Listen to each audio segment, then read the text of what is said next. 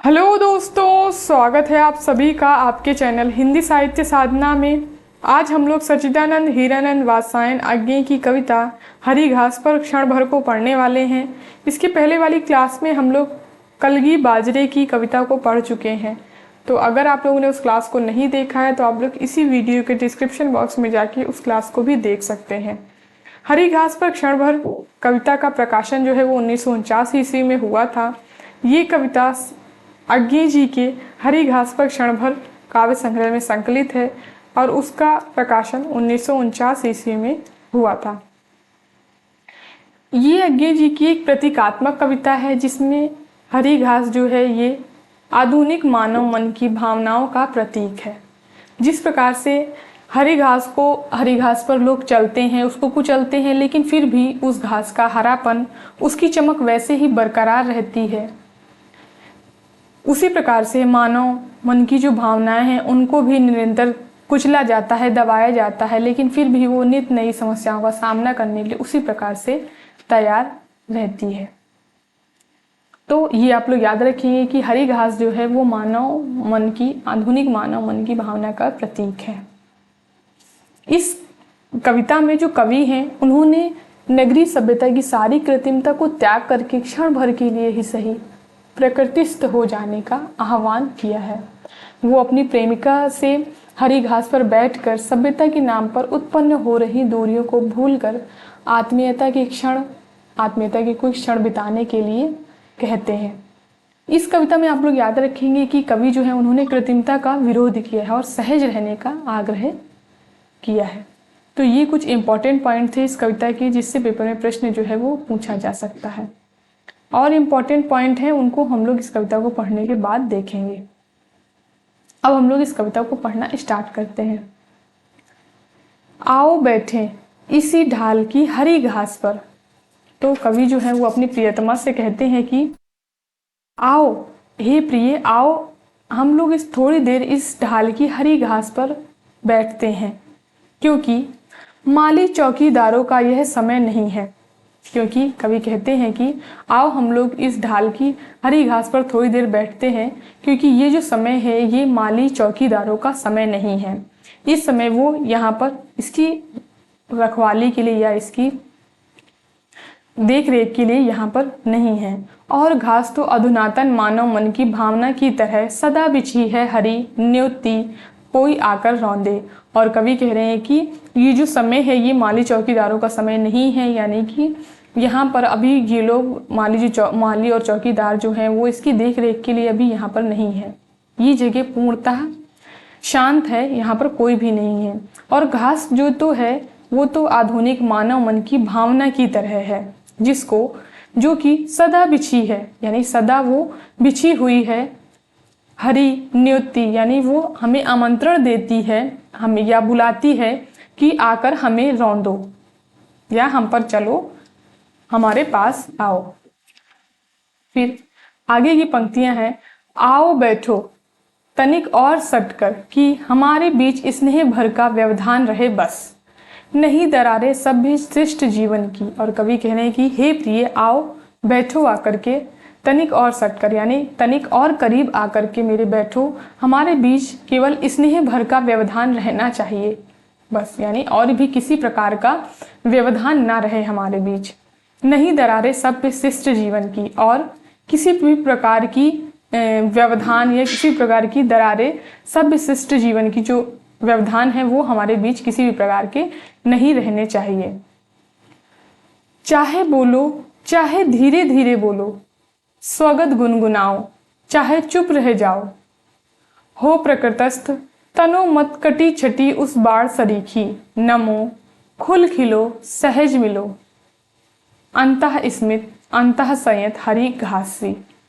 फिर कवि जो है वो आगे कहते हैं कि चाहे बोलो, कवि कह रहे हैं कि हे प्रिय, तुम्हारा मन हो तो चाहे तुम बोलो, चाहे धीरे धीरे बोलो, और अगर तुम चाहती हो तो तुम धीरे धीरे बोलो, स्वगत गुनगुनाओ, और अगर तुम बोलना नहीं चाहती हो तो तुम अपने आप गुनगुनाती रहो, चाहे चुप रह जाओ, और अगर तुम्हारा बोलने का मन नहीं है तो तुम चुप रहो, तुम कुछ भी मत बोलो। हो प्रकृतस्थ तनोमत कटी छटी उर्स बाढ़ सरीखी। और कवि कह रहे हैं हो प्रकृतस्थ, यानी कि तुम प्रकृतस्थ रहो, यानी कि जैसे प्रकृति होती है उसमें बिल्कुल भी कृत्रिमता नहीं होती है, बनावट नहीं होती है, उसी प्रकार तुम भी स्वाभाविक रहो। प्रकृतस्थ होना यानी कि बिल्कुल भी बनावटी न रहो, तुम एकदम स्वाभाविक रहो जैसी तुम हो। तनोमत कटी छटी उस बाढ़ सरीखी। और जैसे कि आपने देखा होगा कि जो बगीचा होता है उसके आस पास एक झाड़ी प्रकार का एक पेड़ जो है वो लगाया जाता है, और माली जो होता है, चौकीदार जो होता है, माली वहाँ का, वो निरंतर उसकी काट छांट जो है वो करता रहता है, अपने अनुसार से उसको ढालता रहता है। तो उसी की ओर संकेत करते हुए जो कवि है वो कहते हैं कि तुम उस कटी छटी जो बाढ़ होती है उस तरीके तुम बिल्कुल भी तनो मत, तुम बिल्कुल स्वाभाविक रहो। नमो खुल खिलो सहज मिलो। और कवि कह रहे हैं कि तुम बिल्कुल विनम्र रहो, खुलकर खिलो यानी खुलकर मुस्कुराओ, सहज मिलो यानी कि बिल्कुल सहज रहो, बिल्कुल भी कृत्रिमता ना हो। अंतः स्मित अंतः संयत हरी घास सी। और तुम अंतः स्मित रहो यानी कि तुम आंतरिक रूप से मुस्कुराओ, यानी तुम अगर बाहर से नहीं हंसना चाहती हो तो तुम आंतरिक रूप से मुस्कुराओ। अंतः संयत रहो हरी घास सी। जिस प्रकार से जो हरी घास होती है वो प्राकृतिक रूप से अंतः संयत रहती है, निरंतर उस पर लोग चलते हैं लेकिन वो अंतः संयत रहती है, हवा के साथ उसी प्रकार से चलती है और उसकी चमक जो है वैसे ही बरकरार रहती है। उसी प्रकार कवि कह रहे हैं कि तुम अंतः संयत रहो, स्वाभाविक रहो तुम बिल्कुल। फिर आगे की पंक्तियां हैं, क्षण भर भुला सके हम नगरी की बेचैन बुदकती गड्ड मंड अकुलाहट, और न माने उसे पलायन। और कवि कह रहे हैं कि हे प्रिय क्षण भर भुला सके हम। कवि कह रहे हैं कि हम थोड़ी देर के लिए हम उस सारी नगरों की जो अकुलाहट है, बेचैनी है, क्षण भर के लिए हम उसको भुला सके, यानी हम उसको भूल जाएं। थोड़ी देर के लिए हम वो नगरों की जो व्याकुलता है, अकुलाहट है, बेचैनी है, उसको हम थोड़ी देर के लिए भूल जाते हैं। और न माने उसे पलायन। और कवि कह रहे हैं कि लेकिन हम यहाँ पर हरी घास पर बैठकर नगरों की बेचैनी, अकुलाहट, गड्ड मड्ड को हम थोड़ी देर के लिए भूल जाते हैं, लेकिन तुम इसका ये मतलब बिल्कुल भी ना समझना कि हमने उस नगरों की समस्याओं से पलायन कर लिया है, तुम ये बिल्कुल भी मत समझना। क्षण भर देख सके आकाश, धरा, दूरवा, मेघाली, पौधे, लता डोलती, फूल, झरे पत्ते, तितली, फुनगी पर पूंछ उठाकर इतराती छोटी सी चिड़िया, और न सहसा चोर कह उठे मन में प्रकृतिवाद है स्खलन, क्योंकि युग जनवादी है। ये इंपॉर्टेंट पंक्तियां हैं इसकी। फिर आगे कवि क्या कह रहे हैं कि क्षण भर देख सके, यानी कि कवि कह रहे हैं कि हम यहाँ हरी घास पर बैठकर क्षण भर के लिए यानी पल भर के लिए देख सकें आकाश को, धरा यानी कि पृथ्वी को, दूरवा यानी कि घास, मेघाली यानी कि बादलों की पंक्तियां।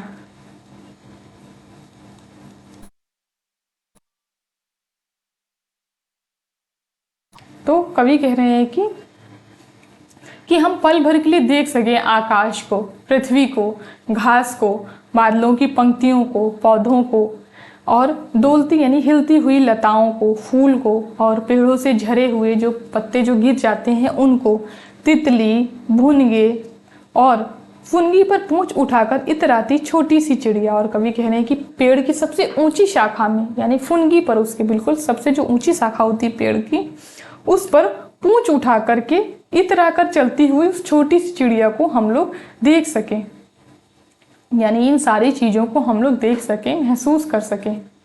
और न सहसा चोर कह उठे मन में प्रकृतिवाद है स्खलन। और कवि कह रहे हैं कि अचानक से जो आधुनिकता रूपी चोर है जो हमारे मन के अंदर, वो सहसा ना अचानक से कह ना उठे कि प्रकृतिवाद जो है वो अलगाव है, क्योंकि युग जनवादी है। कवि कह रहे हैं कि अचानक से हमारे अंदर जो आधुनिकता रूपी चोर है वो ये न कह दे कि प्रकृतिवाद जो है स्खलन मतलब होता है अलगाव। तो कवि कह रहे हैं कि सहसा वो जो आधुनिकतावादी चोर है वो अचानक से ये न कह पड़े कि प्रकृतिवाद जो है वो अलगाव है, क्योंकि युग जो है जनवादी है, ये जो युग है ये प्रगतिवादी युग है। और चोर जो है वो ये न कह सके कि हम लोग प्रगति से अलग हो रहे हैं। फिर आगे की पंक्तियां हैं, क्षण भर हम ना रहें रह कर भी सुने गूंज भीतर के सूने सन्नाटे में किसी दूर सागर की लोल लहर की, जिसकी छाती की हम दोनों छोटी सी सिहरन हैं, जैसे सीपी सदा सुना करती है। और कवि आगे कहते हैं कि थोड़ी देर के लिए, क्षण भर के लिए हम नहीं रहते हैं, हम ना रहें हम रहकर भी, यानी कवि कहते थोड़ी देर के लिए हम यहाँ रहकर भी यहाँ नहीं रहते हैं, अर्थात हम थोड़ी देर के लिए खुद को भूल जाते हैं। सुने गूंज भीतर के सूने सन्नाटे में किसी दूर सागर के लोल लहर की। और कवि कह रहे हैं कि हम यहाँ पर ना रहते हुए भी यहाँ नहीं रहते हैं, और फिर क्या करते हैं, हम अपने अंदर यानी अपने हृदय के में सूने सन्नाटा जो है वो उसके अंदर किसी दूर सागर की चंचल लहर की गूंज जो है उसको सुनते हैं, जिसकी छाती की यानी जिसके सीने की हम लोग छोटी सी सिहरन है, जैसे सीपी सदा सुना करती है। जैसे कि सीपी जो है वो समुद्र के अंदर रहती है, तो कहते हैं जैसे कि वो उसके लहरों की गूंज को सदा सुना करती है, उसी प्रकार हम भी अपने अंदर की, हमारे अंतर्मन की उन भावनाओं, उन विचारों को हम लोग भी समझते हैं या सुनने की कोशिश करते हैं। फिर आगे की पंक्तियां हैं, क्षण भर लय हो मैं भी तुम भी, और न सिमटे सोच की हमने, अपने से बड़ा किसी भी अपर को क्यों माना। कवि कह रहे हैं कि क्षण भर के लिए यानी पल भर के लिए हम लोग एक दूसरे में लय हो जाते हैं, तल्लीन हो जाते हैं, या हम लोग एक दूसरे में खो जाते हैं। थोड़ी देर के लिए हम लोग एक दूसरे में खो जाते हैं, मैं भी खो जाता हूँ और तुम भी एक दूसरे में लय हो जाते हैं। और न सिमटे सोच की हमने, और कवि कह रहे हैं कि और हम इस संकीर्ण सोच यानी संकुचित सोच जो है, हमारी जो विचार हैं, संकुचित विचारों को लेकर हम बिल्कुल भी दुखी नहीं होते, बिल्कुल भी दुखी ना हो हम लोग कि हमने अपने से बड़ा किसी भी अपर यानी कि दूसरे को।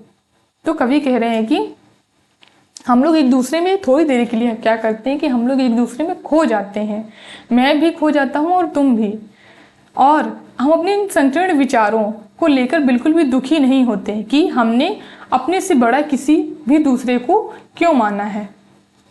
फिर आगे की पंक्तियां हैं, क्षण भर अनायास हम याद करें तीरती नाव नदी में, धूल भरे पथ पर आषाढ़ की भभक, झील में साथ तैरना, हंसी अकारण खड़े महावट की छाया में, वदन घाम से लाल स्वेद से जमी अलक लट, चीड़ों का वन के साथ दुलती चलते दो घोड़े, गीली हवा नदी की फूले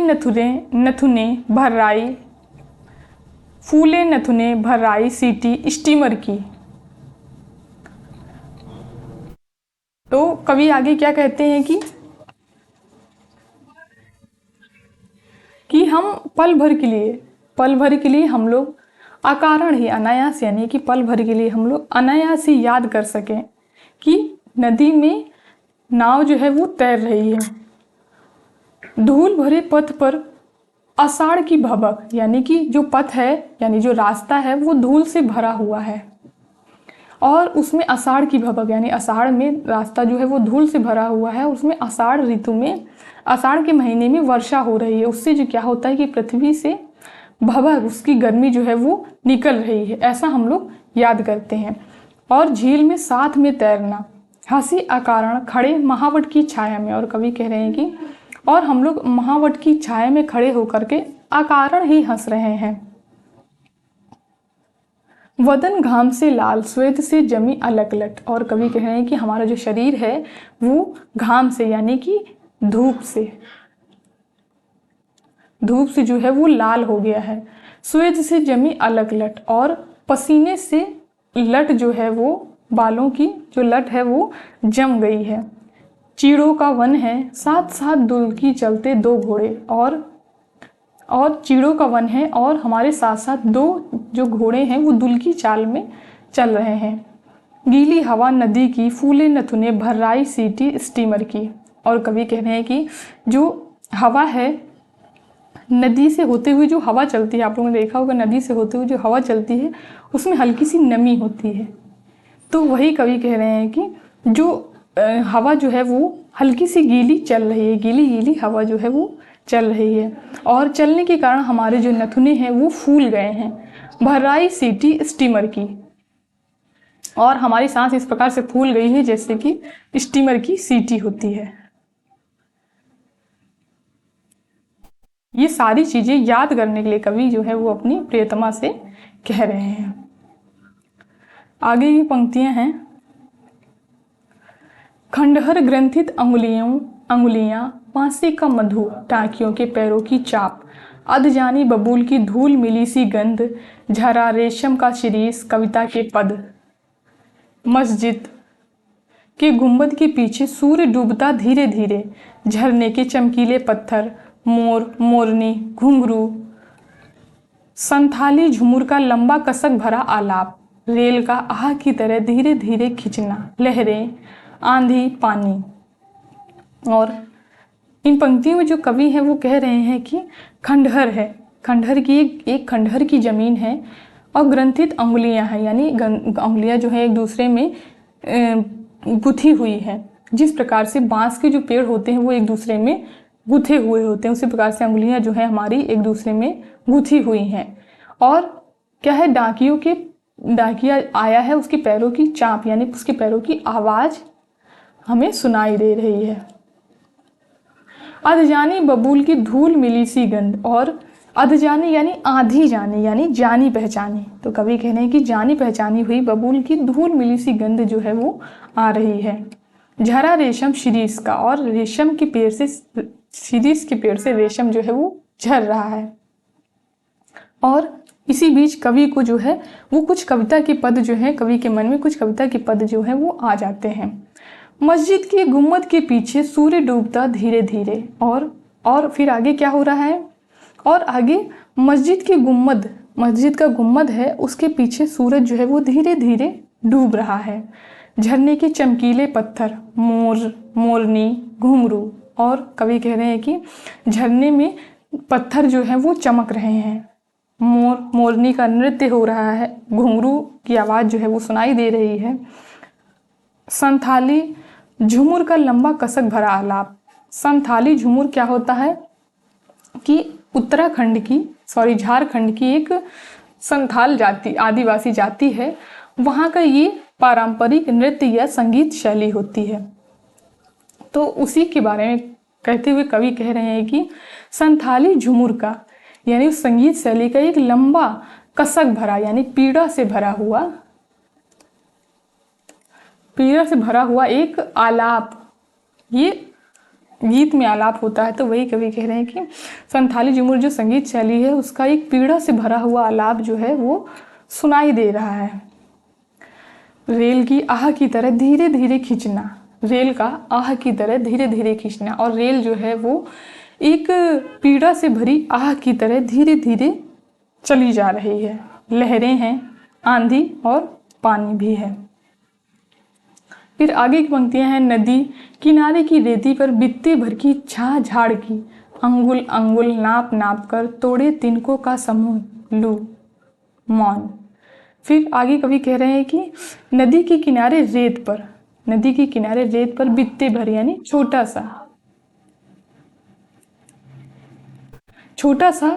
छोटी सी झाड़ है।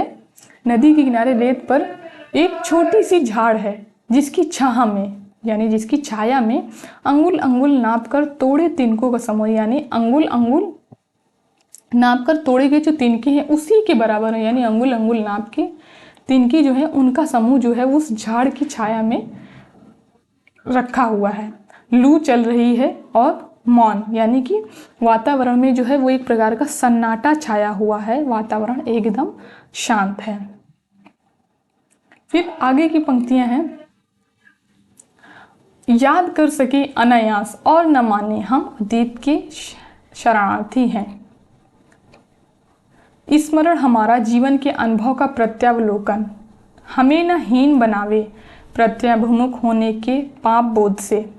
और कवि जो है वो कह रहे हैं कि याद कर सकें, कवि कह रहे हैं कि हम लोग और याद कर सकें, और हम लोग याद करते हैं अकारण से, हम लोग याद कर सकें पुरानी स्मृतियों को। कवि कह रहे हैं कि और हम लोग पुरानी स्मृतियों को याद कर सके हैं, याद करें कि और न माने, और कवि कह रहे हैं कि हम लोग पुरानी स्मृतियों को याद करें और माने चाहे ना माने हम लोग अतीत के शरणार्थी हैं, यानी कि हम लोग पुरानी स्मृतियों के शरणार्थी हैं। स्मरण हमारा जीवन के अनुभव का प्रत्यावलोकन, और कवि कह रहे हैं कि हमारी जो स्मृतियां हैं वो हमारे जीवन के अनुभवों का प्रत्यावलोकन है, यानी कि जब हम अपनी स्मृतियों में जाते हैं तो हम अपने जीवन के पीछे की जो पल हैं उनको कहीं ना कहीं दोबारा से याद करने की कोशिश करते हैं। हमें ना हीन बनावे प्रत्याभिमुख होने के पाप बोध से, और कवि कहने की जो हम अपनी पुरानी स्मृतियों को याद करते हैं ये कहीं हम इनके कारण कहीं हम अपनी हीन भावना ना हमारे अंदर आ जाए और पाप बोध ना होने लगे हमें। फिर आगे की पंक्तियां हैं, आओ बैठे क्षण भर यह क्षण हमें मिला है नहीं, यह क्षण हमें मिला है नहीं नगर सेठों की फैयाजी से, हमें मिला है यह अपने जीवन की निधि से ब्याज सरीखा। तो कवि आगे की पंक्तियों में कह रहे हैं कि आओ हम लोग पल भर के लिए बैठते हैं, क्योंकि ये जो समय है, कवि कह रहे हैं कि आओ हम लोग पल भर के लिए हरी घास पर बैठते हैं, क्योंकि ये जो समय है ये हमें नगर के सेठों की दया से, फैयाजी से यानी दया से या कृपा से, तो ये जो पल है ये हमें नगर के सेठों की दया से या कृपा से नहीं मिला है, ये हमें मिला है यह अपने जीवन की निधि से ब्याज सरीखा। और कवि कह रहे हैं कि ये जो क्षण है ये हमें अपने जीवन रूपी जो हमारी निधि है, यानी जीवन रूपी जो हमारी संपत्ति है उससे ब्याज के समान, सरीखा यानी कि समान। तो कवि कह रहे हैं कि ये जो क्षण है ये हमें नगर के सेठों की दया से कृपा से नहीं मिला है, ये हमें मिला है अपने हमारी जो जीवन रूपी संपत्ति है उससे ब्याज के समान हमको ये समय मिला हुआ है। आगे की पंक्तियां हैं, आओ बैठो क्षण भर तुम्हें निहारूं अपनी जाने एक एक रेखा पहचानूं चेहरे की आंखों की अंतर मन की, और हमारी साझी की अनगिनत स्मृतियों की तुम्हें निहारूं झिझक न हो कि निरखना दबी वासना की विकृति है, विकृति यानी कि विकार। तो कवि जो है वो इन पंक्तियों में कहते हैं कि हे प्रिय आओ बैठो क्षण भर के लिए यानी पल भर के लिए मैं तुम्हें निहारूं या तुम्हें देखूं, अपनी जानी एक एक रेखा पहचानूं। और कवि कह रहे हैं कि अपनी जानी मैं एक एक रेखा जो है वो पहचानना चाहता हूं, और कहा कि आप अपनी जानी जो है वो मैं एक एक रेखा पहचानना चाहता हूँ, तुम्हारे चेहरे की, तुम्हारे आंखों की और तुम्हारे अंतर मन की, और क्या, और हमारी साझी की अनगिनत स्मृतियों की। और कवि कह रहे हैं कि मैं तुम्हारे चेहरे की, तुम्हारे आंखों की और तुम्हारे अंतर मन की जो इस रेखाएं उनको पहचानना चाहता हूँ, और तुम्हारे हमारी साझी की यानी साथ की। कवि कहने कि हमारे साथ की जो अनगिनत स्मृतियां हैं, हमारे तुम्हारे दोनों के साथ की जो अनगिनत स्मृतियां हैं उनको मैं फिर से याद करना चाहता हूँ, तुम्हें निहारूं और तुम्हें देखना चाहता हूँ, झिझक ना हो कि निरखना दबी वासना की विकृति है। और कवि कह रहे हैं कि मैं तुम्हें देख रहा हूँ इस तरीके से, तो तुम्हें बिल्कुल भी झिझक नहीं होना चाहिए, बिल्कुल भी झिझकना नहीं चाहिए, बिल्कुल भी इसमें तुम्हें बिल्कुल भी संकोच नहीं होना चाहिए कि मेरा इस प्रकार से निहारना कोई दबी वासना की विकृति नहीं है, यानी कि इस प्रकार से देखना कोई दबी वासना की विकृति या विकार नहीं है, मैं तुम्हें बस ऐसे ही देखना चाहता हूँ।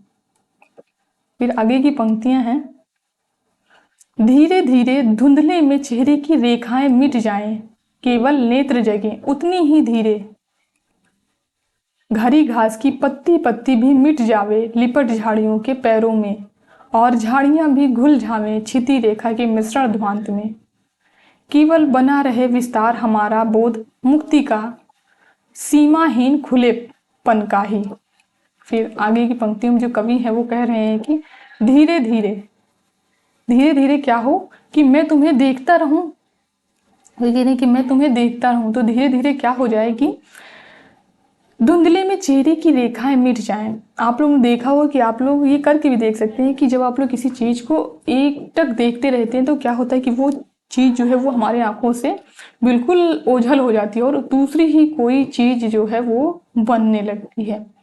तो उसी की ओर संकेत करते हुए कवि जो है वो कह रहे हैं कि धीरे धीरे क्या होगा कि धुंधले में चेहरे की रेखाएं मिट जाएं, और जब मैं तुम्हें एकटक निहारता रहूंगा तो तुम्हारे चेहरे की रेखाएं जो है वो मिट जाएंगी मेरे सामने से, और तुम्हारा चेहरा जो है वो मेरे आंखों से ओझल हो जाएगा। केवल नेत्र रह गया और केवल केवल मेरे नेत्र ही केवल खुले रहेंगे। उतनी ही धीरे और उतनी ही धीरे क्या होगा, हरी घास की पत्ती पत्ती भी मिट जावे लिपट झाड़ियों के पैरों में। और कवि कह रहे हैं कि हरी घास जो है जहाँ पर हम लोग बैठे हैं, ये हरी घास की पत्ती पत्ती भी धीरे धीरे मेरी आंखों से ओझल हो जाए और झाड़ियों के पैरों में और झाड़ियाँ भी घुल जावें।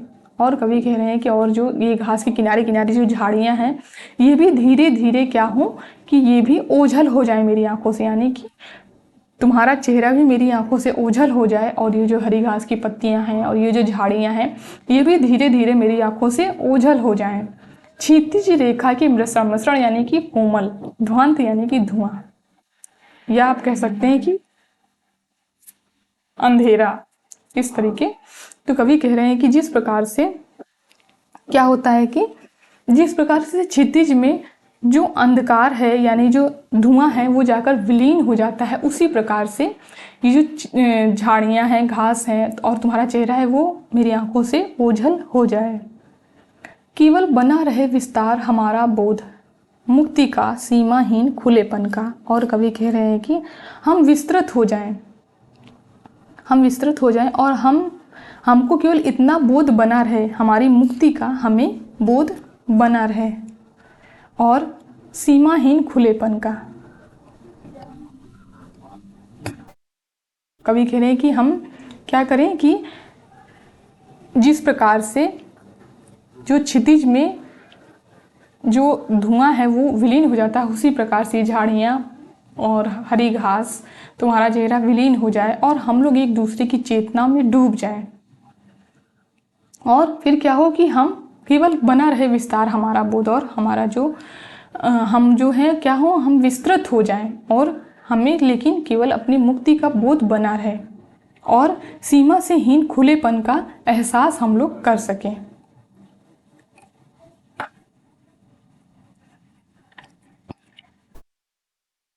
चलो उठें अब तक हम थे बंधु सैर को आए। और कवि कह रहे हैं कि चलो अब हम लोग चलते हैं, उठो अब हम लोग चलते हैं। अब तक हम थे बंधु सैर को आए। और कवि कह रहे हैं कि अब तक हम लोग यहाँ पर थे लेकिन अब दूसरे बंधु यानी दूसरे लोग भी सैर को यहाँ पर आ गए हैं।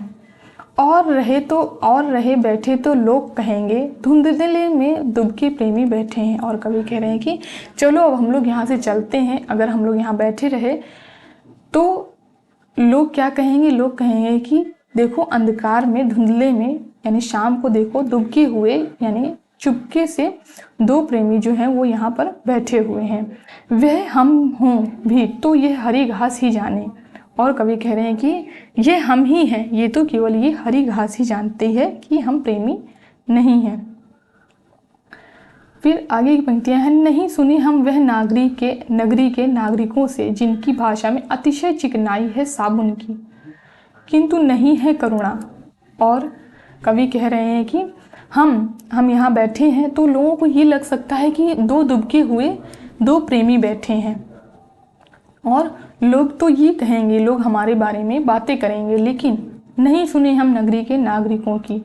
और कवि कह रहे हैं कि हम बिल्कुल भी इन नगर के नागरिक जो भी कहेंगे हम उनकी बातों में बिल्कुल भी ध्यान नहीं देंगे, जिनकी भाषा में अतिशय चिकनाई है साबुन की। और कवि कह रहे हैं कि जिनकी बातें जो हैं वो उनमें एक नकली मिठास है, यानी कि नकली मिठास है, कृत्रिम मिठास है उनकी बातों में, उसका उनके हृदय के साथ कोई भी संबंध नहीं है। उनकी जो बातें हैं वो अतिशय चिकनाई से युक्त है, यानी उनमें कृत्रिम मिठास है, उन बातों का उनके हृदय से कोई भी संबंध नहीं है। साबुन यहाँ पर कृत्रिमता का प्रतीक है। तो ये चीज आप लोग याद रखेंगे। किंतु नहीं है करुणा, और कवि कह रहे हैं कि उनकी जो बातें हैं वो कृत्रिमता से युक्त हैं, उनमें बिल्कुल भी उनकी बातों का हृदय से संबंध नहीं है, और उनमें किंतु नहीं है करुणा, उनमें बिल्कुल भी संवेदनशीलता जो है उनकी बातों में बिल्कुल भी नहीं है। उठो चलें प्रिय, और कवि कह रहे हैं कि चलो प्रिय यहाँ से अब हम लोग चलते हैं। तो यहाँ से ये जो कविता है ये समाप्त हो गई है। अब हम लोग इसकी जो इम्पोर्टेंट पंक्तियाँ हैं उनको देख लेते हैं। इसमें ये आप लोग याद रखेंगे, ये जो पंक्ति है ये इम्पोर्टेंट है। जिनकी भाषा में अतिशय चिकनाई है साबुन की, ये पंक्ति जो है ये किसके लिए आई है, ये पेपर में प्रश्न पूछा जा सकता है। तो ये आप लोग याद रखेंगे, नगरी के नागरिक जो है यानी शहरों के जो नागरिक हैं उनकी भाषा के लिए ये पंक्ति जो है वो आई हुई है।